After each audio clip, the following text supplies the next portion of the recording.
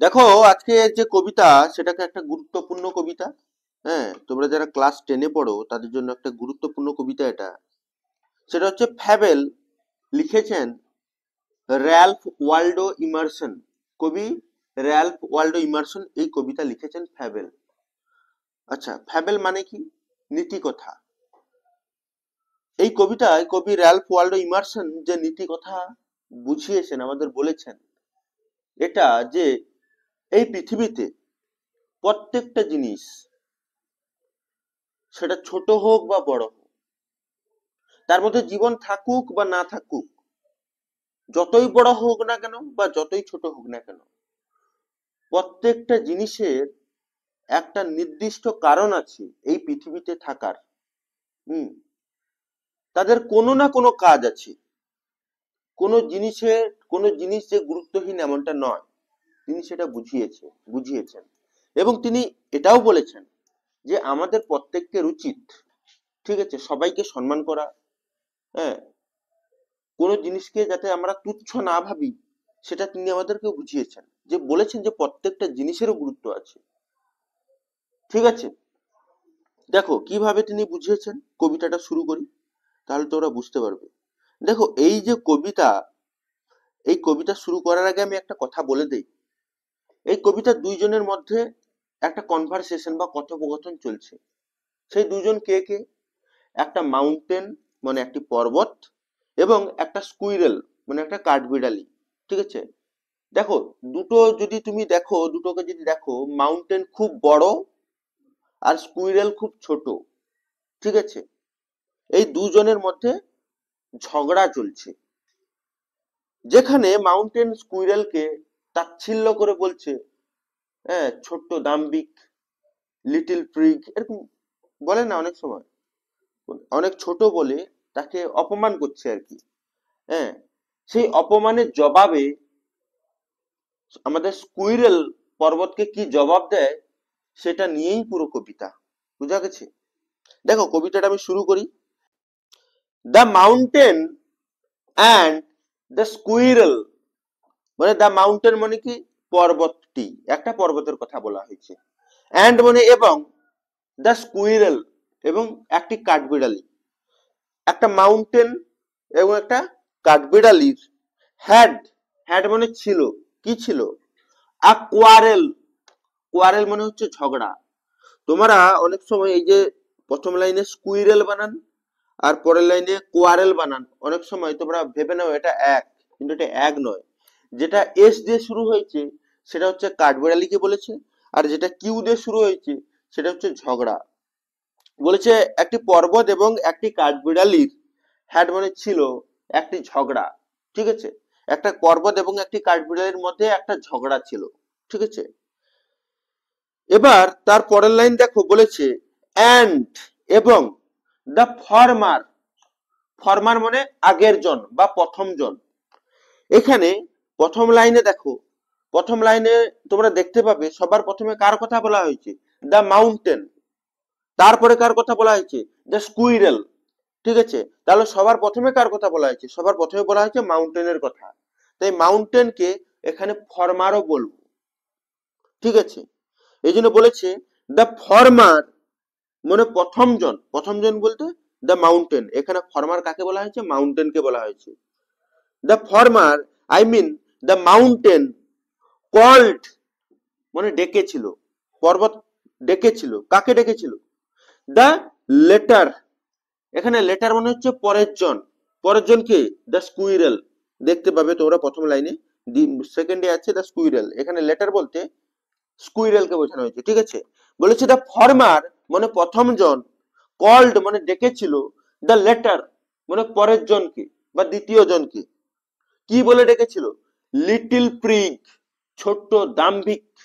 ছোট দাম্ভিক বলতে পারো এক ধরনের এমন একটা কথা যেটা মানুষকে ছোট করা হয়। ঠিক আছে, মানে বোঝানোর চেষ্টা করছে তার কোনো গুরুত্ব নেই, কিছু কাজ নেই। হ্যাঁ, এমন ভাবে হাব ভাব দেখায় আছে, মানে একটু কাজ করার ক্ষমতা, কিন্তু এমন ভাবে হাব ভাব দেখায় যেন বিশাল কিছু করে বেড়ায়। হ্যাঁ, এই যে লিটল প্রিগ বলার মধ্য দিয়ে তাকে এইভাবে অপমান করছে। বলছে তুই দেখতে তো এইটুকু ছোট্টটা, হ্যাঁ, আর এমন ভাবে হাব ভাব দেখায় যেন বিশাল কিছু ব্যাপার, এরকম ভাবে তাকে তাচ্ছিল্য করছে আর কি। কাকে? কাঠবিড়ালিকে। ঠিক আছে, কে তাচ্ছিল্য করছে? পর্বতটি। ঠিক আছে, পর্বতটি কাঠবিড়ালিকে ডেকেছিল লিটল প্রিগ, ছোট্ট দাম্ভিক। হ্যাঁ, এবার এটা শুনে কাঠবিড়ালি খুব অপমানিত হলো। দেখো, পর্বত শুধুমাত্র এই কথাটাই, লিটল প্রিগ কথাটাই শুধুমাত্র কাঠবিড়ালিকে বলেছিল, আর বাকি পুরো কবিতা নিচে পুরোটা দেখবে, পুরোটা কিন্তু কাঠবিড়ালি, এবার কাঠবিড়ালি উত্তর দিচ্ছে পুরোটাই, এরপরে পুরোটাই কাঠবিড়ালি পর্বতকে উত্তর দিচ্ছে। পরে বলেছে দেখো, বান রিপ্লাইড। এখানে বান কাকে বলা হয়েছে? এখানে বান কাঠবিড়ালিকে বলা হয়েছে। তাহলে এখানে কাঠবিড়ালির তিনটি নাম হয়ে গেল, দ্য স্কুইরেল, দ্য লেটার, আবার বান। এই তিনটে কতুই কাঠবিড়ালিকে বুঝিয়েছে, বোঝা গেছে? বলেছে বান রিপ্লাইড মানে কাঠবিড়ালি উত্তর দিল। কি উত্তর দিল? কাকে উত্তর দিচ্ছে? পর্বতকে উত্তর দিচ্ছে। বলছে ইয়ে, সরি, ইউ আর, তুমি হলে, ডাউটলেস, ডাউট মানে হচ্ছে সন্দেহ, আর লেস মানে হীন বা নেই। ঠিক আছে, বলে না হোমলেস মানে ঘর ছাড়া। ঠিক আছে, জবলেস চাকরি ছাড়া। বুঝতে পেরেছো? ঠিক একই রকম ডাউটলেস সন্দেহ ছাড়া মানে নিঃসন্দেহে। বলেছে ইউ আর, তুমি হলে, ডাউটলেস মানে নিঃসন্দেহে, ভেরি বিগ খুব বড়। কাঠবিড়ালি পর্বতকে বলছে, হ্যাঁ ইয়েস আমি মানছি, ইউ আর তুমি হলে, ডাউটলেস ভেরি বিগ তুমি নিঃসন্দেহে খুব বড়। কাঠবিড়ালি পর্বতকে বলছে আমি এটা মেনে নিচ্ছি, তুমি নিঃসন্দেহে খুব বড়, ভালো কথা। তারপরে দেখো,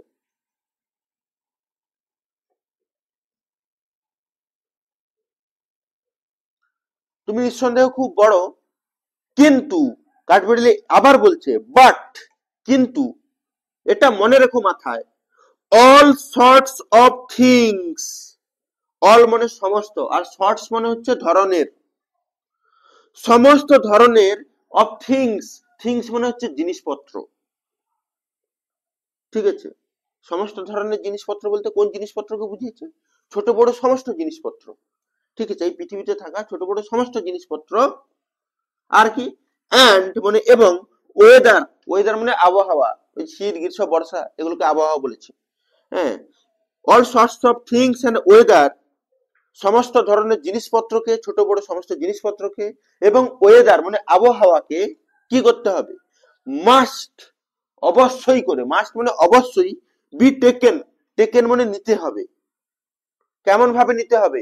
ইন টুগেদার, একসঙ্গে নিতে হবে। সমস্ত ধরনের ছোট বড় জিনিস, হ্যাঁ, এবং আবহাওয়াকে একসঙ্গে নিতে হবে। কেন নেব? সমস্ত ধরনের জিনিসপত্র এবং আবহাওয়াকে আমরা একসঙ্গে কেন নেব? কারণ এই সমস্ত ধরনের জিনিস এবং ওয়েদার মানে আবহাওয়াকে একসঙ্গে নিলেই আমরা কি তৈরি করতে পারবো? আমরা তৈরি করব, কেন নেব? To make, to make up, make up মানে তৈরি করা, আর টু মানে তে, তৈরি করতে। এই সমস্ত জিনিসপত্র এবং আবহাওয়াকে নেব, টু মানে তে, কি করতে? মেক মানে তৈরি করতে। কি তৈরি করতে? আ ইয়ার, একটা বছর। দেখো, একটা বছর তৈরি করতে গেলে অনেকগুলো ঋতু থাকে। হ্যাঁ, তোমার শীত গ্রীষ্ম বর্ষা সমস্ত নিয়েই কিন্তু একটা ঋতু তৈরি হয়। একটা ঋতু কিন্তু, সরি, একটা বছর কিন্তু একটা ঋতু দিয়েই তৈরি হয় না, সমস্ত আহ, ধরনের ঋতু নিয়েই তৈরি হয়। বোঝা গেছে না? বুঝতে পারলে না? এই জন্য বলছে সমস্ত ধরনের জিনিস এবং ওয়েদারকে একসঙ্গে নিতে হবে, ইন টুগেদার একসঙ্গে নিতে হবে, টু মেক আপ তৈরি করতে। কি তৈরি করতে? আ ইয়ার, একটা বছর তৈরি করতে। আর কি তৈরি করতে? অ্যান্ড মানে এবং, আ স্পিয়ার, স্পিয়ার মানে পরিমণ্ডল, মানে আমাদের এই বিশ্ব ব্রহ্মাণ্ড। বুঝা গেছে? এই বলেছে সমস্ত ধরনের জিনিস এবং আবহাওয়াকে কেন নেব? এই একটা বছর তৈরি করতে এবং একটা পরিমণ্ডল তৈরি করতে। কারণ পৃথিবী শুধুমাত্র পর্বতকে নিয়ে তৈরি হয় না, এই পৃথিবী সমস্ত ধরনের জিনিসপত্র দিয়েই তৈরি হয়। বোঝা গেছে? গাছপালা, পশু পাখি, নদী নালা, মানুষজন, রাস্তাঘাট সবকিছু নিয়েই কিন্তু পৃথিবী। শুধু পর্বত আছে, আর কিছু নেই পৃথিবীতে। তাহলে কি পৃথিবী তৈরি হয়ে গেল? তাহলে পৃথিবী মিনিংলেস হয়ে যাবে। বোঝা গেছে না? বুঝতে পারলে? তারপরে দেখো, এন্ড মানে এবং, সব এ পুরো কথাই কিন্তু কাঠবিড়ালি বলছে। বলছে এন্ড মানে এবং, আই থিঙ্ক আমার মনে হয়, পর্বত কাঠবিড়ালি বলছে আই থিঙ্ক আমার মনে হয়, ইট মানে এটা, নো মানে না, এটা এটা নয়, ডিসগ্রেস, ডিসগ্রেস মানে হচ্ছে লজ্জা, মানে এটা আমার কাছে লজ্জা নয়। ঠিক আছে, কোনটা আমার কাছে লজ্জা নয়? কাঠবিড়ালি বলছে আমার কাছে এটা লজ্জা নয়। কোন জিনিসটাকে তিনি লজ্জা নয় বলেছে? দেখো বলেছে to occupy my place. Occupy মানে হচ্ছে দখল করা, মাই প্লেস মানে আমার জায়গা। দেখো এই পৃথিবীতে প্রত্যেকটা জিনিস বা প্রত্যেকটা জীবিত মানে লিভিং বিং যাদের মধ্যে জীবন আছে, হ্যাঁ, এবং প্রত্যেকটা জিনিস কি করে আছে? জায়গা দখল করে আছে। এই যে আমি যে টেবিলে বসে পড়াচ্ছি, সে টেবিলটাও একটা জায়গা দখল করে আছে, হ্যাঁ। এমনকি তোমরা যেখানে বসে আছো, তোমরাও একটা জায়গা দখল করে আছো। ঠিক আছে, ধর একটা পর্বত যেখানে আছে, একটা পর্বতও একটা জায়গা দখল করে আছে। এমনকি কাঠবিড়ালি যেখানে বসে আছে, সেও কিন্তু একটা জায়গা দখল করে আছে এই পৃথিবীতে। বোঝা গেছে? বলেছে কাঠবিড়ালি বলছে সবাই সবার জায়গা দখল করে আছে, তাই আমিও আমার জায়গা দখল করে আছি, এটা আমার কাছে কোনো লজ্জা নয়। বোঝা গেছে? কাঠবিড়ালি পর্বতকে বলছে আমি যে আমার এই ছোট্ট জায়গাটা দখল করে আছি, এটা আমার কাছে লজ্জাজনক নয়। হয়তো তিনি এটাও বোঝাতে চাইছেন যে লজ্জা যদি লাগতেই হয়, পর্বত তোমার লাগা উচিত, কারণ তুমি অনেকটা জায়গা দখল করে আছো। কি বললাম? বোঝা গেছে? দেখো এখানে কাঠবিড়ালি কিন্তু পর্বতকে এরকম ভাবে বলতো না, কিন্তু পর্বত প্রথমে শুরু করেছে। হ্যাঁ, পর্বত শুরু করেছে, কাঠবিড়ালি শেষ করেছে। বোঝা গেছে? তাই কাউকে কখনো তোমরা ছোট দেখে উল্টো পাল্টা ভাবে অপমান করবে না। কেউ ধর একটু কম পারছে, পড়াশোনা পারছে না, অপমান করার দরকার নেই। কারণ সে যদি শুরু করে, হ্যাঁ, তোমার এমন অবস্থা করবে, ঠিক আছে, তোমার পুরো অবস্থা খারাপ করে দেবে। তারপরে দেখো কাঠবিড়ালি পর্বতকে আরো কি বলেছে, দেখো একবার বলা শুরু করেছে মানে আর শেষ করবে না। দেখো তারপরে কি বলেছে, দেখো ইফ যদি আই এম মানে এখানে I am, if I am not যদি আমি নয়, সো লার্জ এতটা বড়, অ্যাজ ইউ যতটা তুমি। কাঠবিড়ালি পর্বতকে বলছি হ্যাঁ আমি যদি তোমার মতো এতটা বড় নয়, ঠিক একই রকম ইউ আর নট তুমিও নও, কি নও? সো স্মল এতটা ছোট, অ্যাজ আই যতটা আমি। কাঠবিড়ালি পর্বতকে বলছে আমি যেমন তোমার মতো এতটা বড় নয়, ঠিক তুমিও আমার মতো এত ছোট নও। আর কি বলেছে? এন্ড মানে এবং, কাঠবিড়ালি পর্বতকে বলছে নট তুমি নও, কি নও? হাফ মানে অর্ধেকটাও, সো স্প্রাই, স্প্রাই মানে হচ্ছে চঞ্চল, চঞ্চল মানে হচ্ছে স্বতঃস্ফূর্ত। ঠিক আছে, তুমি এদিক ওদিক দৌড়তে পারছি। কাঠবিড়ালি খুব, কেউ যদি ধরতে যায় দৌড়ে পালিয়ে যাবে, কিন্তু পর্বতকে যদি কেউ ধরতে যায়, পর্বত এক জায়গায় বসেই থাকবে, কিছু নড়াচড়াহীন। এই যে দৌড়ে পালিয়ে যাওয়া স্বতঃস্ফূর্ত, এটাকে বলে চঞ্চল। কাঠবিড়ালি তো খুব চঞ্চল। বলছে পর্বতকে বলছে তুমি আমার মতো অর্ধেকটাও চঞ্চল নও, বলতে পারো অর্ধেকটার অনেক বেশি চঞ্চল না। ঠিক আছে, কিন্তু কাঠবিড়ালি বলছে তুমি আমার থেকে অর্ধেকটাও চঞ্চল না। ঠিক আছে, তুমি তো সবসময় এক জায়গায় বসেই থাকো। তারপরে দেখো, এবং কাঠবিড়ালি পর্বতকে এটাও বলছে হ্যাঁ আমি মেনে নিচ্ছি, আই উইল নট ডিনাই মানে আমি, নট মানে না, কি করি না, ডিনাই মানে কি, অস্বীকার করি না। কাঠবিড়ালি পর্বতকে বলছে হ্যাঁ এটা আমি মেনে নিচ্ছি, এটা আমি অস্বীকার করছি না। ডিনাই মানে অস্বীকার করা, আর নট মানে না। আমি অস্বীকার করছি না। আমি কোনটা অস্বীকার করছি না? কাঠবিড়ালি পর্বতকে বলছে ইউ মেক তুমি তৈরি করো, কি তৈরি করো? মানে একটি ভেরি প্রিটি মানে খুব সুন্দর, স্কুইরাল ট্র্যাক। স্কুইরাল ট্র্যাক মানে হচ্ছে কাঠবিড়ালি চলাচলের রাস্তা, ট্র্যাক মানে রাস্তা, আর স্কুইরাল মানে কাঠবিড়ালি। আর স্কুইরাল ট্র্যাক মানে কাঠবিড়ালির চলাচলের রাস্তা।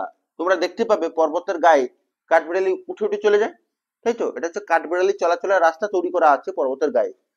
তাই কাঠবিড়ালি পর্বতকে বলছে হ্যাঁ আমি এটা অস্বীকার করি না যে তুমি আমার জন্য বা কাঠবিড়ালির জন্য খুব সুন্দর কাঠবিড়ালি চলাচলের রাস্তা তৈরি করেছো, এটা আমি অস্বীকার করি না। বোঝা গেছে? তারপরে দেখো বলছি এটা আমি অস্বীকার করি না। কারণটা কি?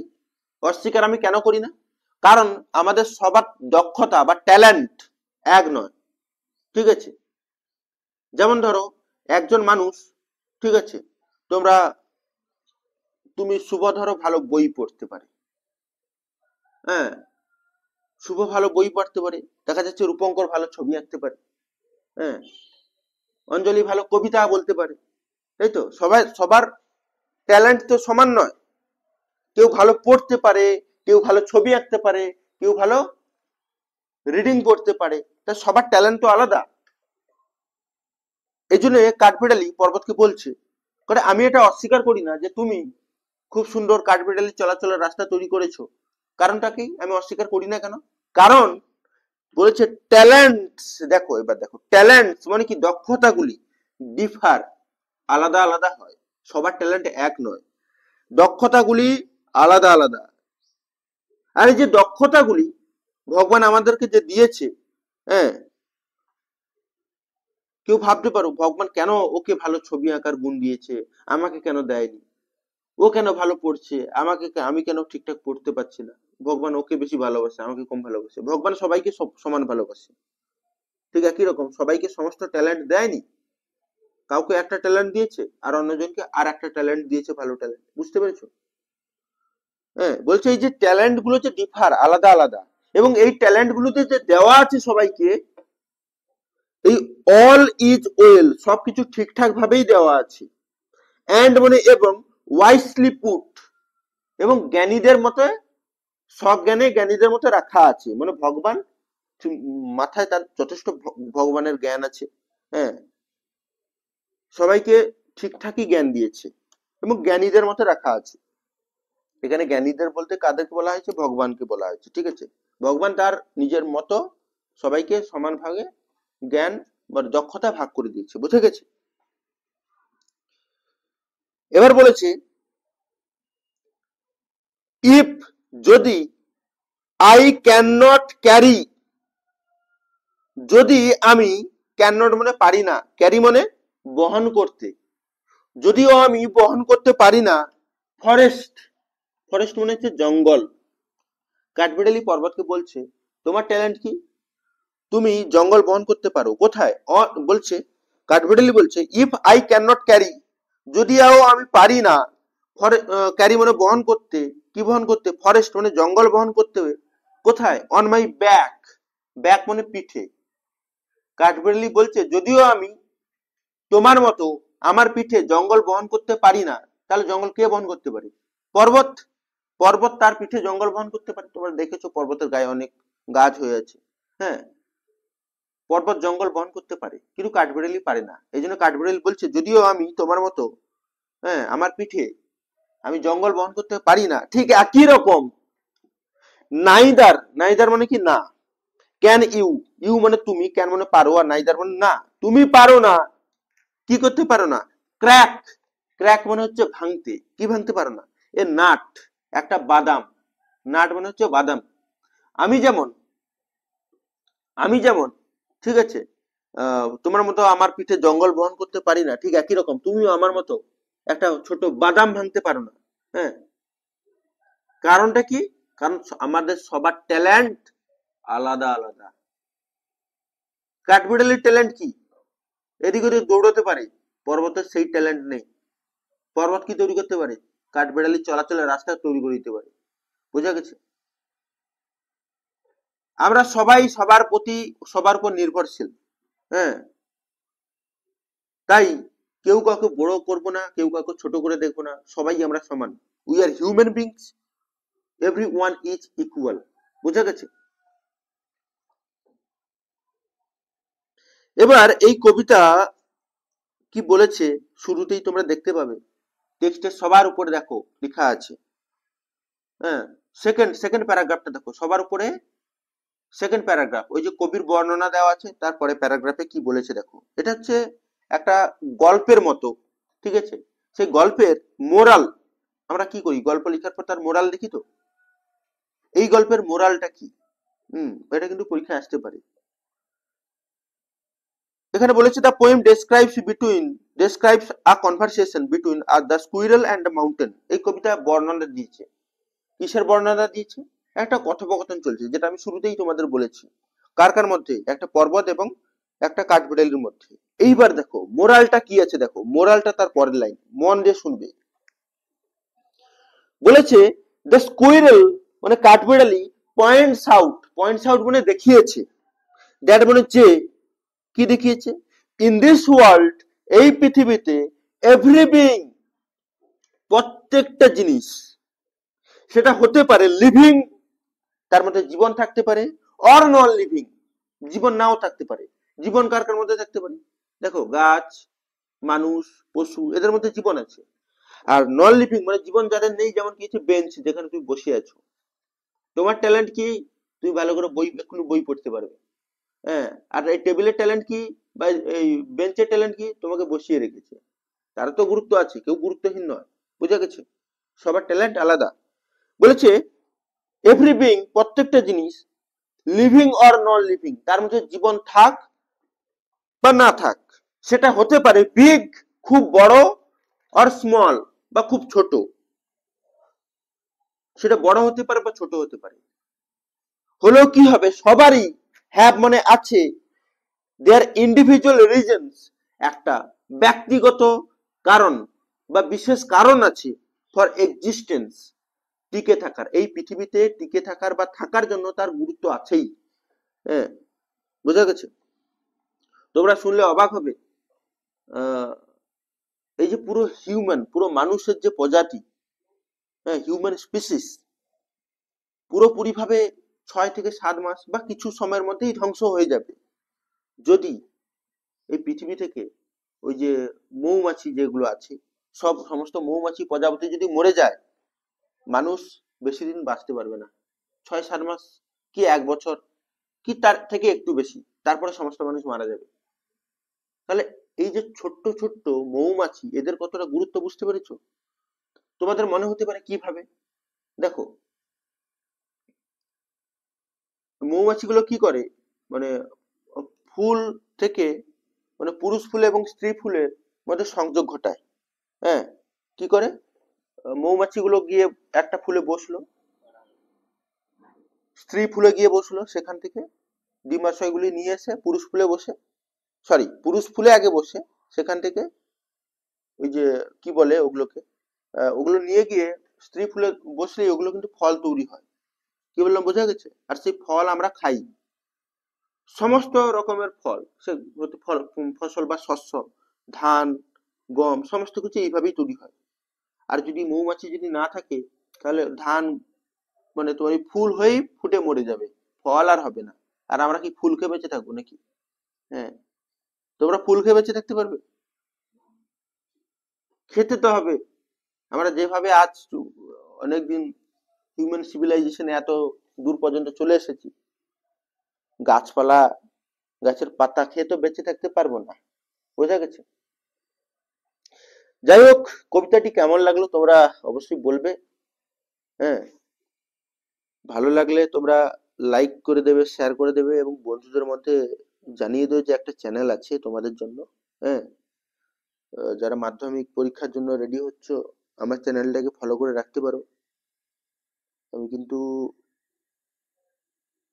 যতটা সম্ভব আমি কিন্তু চেষ্টা করব কমপ্লিট করার। ওকে, থ্যাংক ইউ ভেরি মাচ।